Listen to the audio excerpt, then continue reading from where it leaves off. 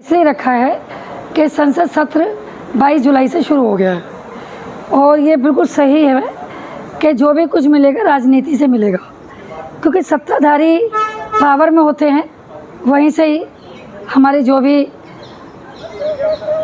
हमारी चीज़ें हैं, जो भी हमें ज़रूरतें हैं, शिक्षा हो, सामाजिक चेतना हो, समाज का विकास हो, सब राजनीति से मिलेगा, चाहे आर्थिक विकास हो।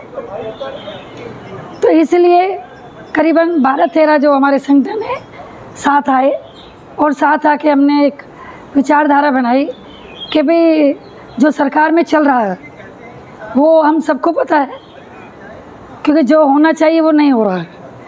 आज भी अनुसूचित जाति, अनुसूचित जनजाति, अन्य पिछड़ा वर्ग सब त्रस्त है। बच्चे शिक्षा से 9वीं फेल होके आगे पढ़ नहीं पा रहे हैं, क्योंकि रिजल्ट ऐसे आ रहे हैं कि उनको जब शिक्षा ही नहीं, टीचर हैं, ठेकेदारी प्रथा आ गई है। भाई जब टीचर को पूरा पैसा नहीं दोगे तो वो क्यों पढ़ाएगी? भाई जो उसको पैसा ही कम मिल रहा है ना। तो जो सबसे बड़ा मुद्दा आज के जो हमारे इस प्रोग्राम का वो है जातिगत जनगणना, क्योंकि जातिगत जनगणना ये नहीं करा रहे। सबको पता है कि हम 90% हैं और ये कुत्ता, बिल्ली, भैंस, भेड़, बकरी सबकी कराते हैं, लेकिन इंसानों की नहीं कराते। मतलब इंसानों का मतलब जातियों की नहीं कराते। इस बात का डर है इंसान जान जाएगा तो, क्योंकि इनको पता है कि इनकी जो सेंसस है, इनकी जो जनगणना है, जो अनुसूचित जाति, अनुसूचित जनजाति, अन्य पिछड़ा वर्ग और अल्पसंख्यक, ये 90% हैं। 1931 में जब अंग्रेजी शासन था तब जो जनगणना थी उस समय 51% थी। तो आज 75-72 साल हो गए देश को आज़ाद हुए, तो पॉपुलेशन बढ़ी है, जनसंख्या बढ़ी है। तो ये तो दिमाग वाली बात है। तो ये जानबूझ के 10% जो लोग हैं ब्राह्मण बढ़िया, जिसको हम दूसरी भाषा में सेठ जी भट जी बोलते हैं, ये नहीं चाहते कि ये लोग आएंगे। जैसे बाबा साहब ने कहा है, जो पढ़ेगा वो बोलेगा, वो अधिकारों के प्रति सचेत रहेगा। तो ये हमारी शिक्षा पे सबसे ज़्यादा ये इन्होंने वार की है, चोट किया है। शिक्षा ऐसी कर दी है कि इनको सिर्फ 10,000 रुपये तक के काम करने के लायक ही रखो, इनको पढ़ने ही नहीं दो।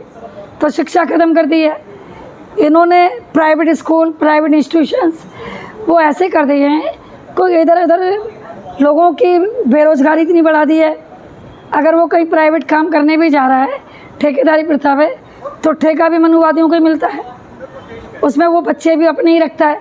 अगर 1-2 बच्चे अनुसूचित जाति या हमारे बहुसंख्यक लोगों के आ गए या डायमंड परिवार से आ गए, तो उसको 10,000 में क्या करेगा? क्या बच्चा पढ़ा पाएगा? कैसे परिवार चलाएगा? तो इसलिए इन्होंने बेरोज़गारी बढ़ाकर और जो भ्रष्टाचार कर रहे हैं कि भाई नीट देख लो, अभी नीट में इन्होंने इतनी धांधलेबाजी की। और कल ही मैं न्यूज़ में सुन रही थी कि सुप्रीम कोर्ट कह रहा है कि कोई हेराफेरी नहीं हुई है, जबकि सबको पता है कि हेराफेरी हुई है। नहीं तो फिर एक लड़की जो लोग अरेस्ट हो रहे हैं, कल एक लड़की, उसका नाम मेरे को याद नहीं है, वो 12वीं फेल है, वो नीट के एग्ज़ाम में कैसे बैठ गई? जब वो 12वीं फेल है तो वो कैसे उसने नीट के एग्ज़ाम में नहीं हुआ तो लोग अरेस्ट हो रहे थे। और जो घोटाला नहीं हुआ तो लोग जेल में कैसे? अरेस्ट किए भी हैं। सबसे ज़्यादा जो गुजरात वाला सेंटर है वहीं पर ही हुआ है। तो ये सरकार जो है ऐसे मानने वाली नहीं है। इस सरकार से हमें अपने हक अधिकारों के लिए लड़ना पड़ेगा और जातिगत जनगणना करवानी पड़ेगी। और जनगणना जिस दिन हो गई उस दिन को पता लग जाएगा। आरक्षण के नाम पे हमें बदनाम करते हैं कि ये आरक्षण लेते हैं। पहली बात तो नौकरियां ही नहीं है, तो आरक्षण है कहाँ? 0.5% नौकरियां रह गई हैं, उसमें भी तुम लोग बैठे हो। जुडिशरी में ये लोग बैठे हैं, मनुवादी लोग, सारे पॉलिसी मेकर ये हैं, यूनिवर्सिटीज़ में डीन ये हैं। तो जहाँ भी हमें जाने की कहीं हमारी बारी आती है तो वहाँ कहीं ना कहीं हमारे को ऐसे इल्ज़ाम लगा के हमें वहाँ प्रमोशन तक नहीं मिलने देते हैं। तो जो नौकरियों पर हम भले ही आ भी गए हैं वो भी हमें करने नहीं देते हैं। तो सबसे महत्वपूर्ण मुद्दा जो आज की इसमें सभा में वो यही है कि सांसद लोग जो आए हैं वो हमारी बात संसद में रखें, उनको प्रश्नोत्तरी दी गई है, उन प्रश्नों को उठाएं। अगर संसद सत्र समाप्त हो जाता है तो एक रूल है, अपने लेटर हेड पे वो उसको उन प्रश्नों को रख सकते हैं संसद सत्र के बाद भी। और एक है कि एक पॉइंट रह गया लिटरल एंट्री, जैसे अभी इन्होंने 500 के करीब लिटरल एंट्री से यूपीएससी से ना करके इन्होंने आईएएस आईपीएस आईएएस जो बनाए हैं, ये गलत है, ये नहीं होना चाहिए। ये भी इनके सरमाएदारों के बिजनेसमैन लोग हैं उनको रख लिया है। एक जो आईएएस आईपीएस में जो इंटरव्यू है वो समाप्त होना चाहिए, वो बिल्कुल गलत है। क्योंकि हमारे बच्चे पढ़ लिख कर रिटर्न एग्ज़ाम में अच्छे मार्क्स लाते हैं, लेकिन इंटरव्यू हमारे बच्चों को फेल कर दिया जाता है। तो इंटरव्यू बिल्कुल समाप्त होना चाहिए यूपीएससी। धन्यवाद।